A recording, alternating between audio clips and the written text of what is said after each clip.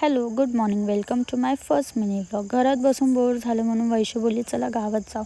गावात जायला निघालो आणि तिकडेच थोडंसं पुढे गेल्यावरती एक छान स्पॉट भेटला म्हणून मी तिथे श्रुतिकाचे फोटोज काढले.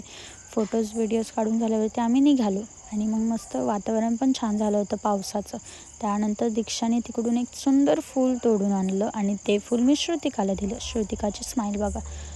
फायनली गावात पोचल्यावरती वैशूला जे काम होतं तिच्या टेलर आंटीकडे तिने ते केलं. तिला कॉलेजचा युनिफॉर्म घ्यायचा होता. ती बोलली चला मी तुम्हाला स्कूल दाखवते. मग आम्ही तिच्या स्कूलकडे जायला निघालो.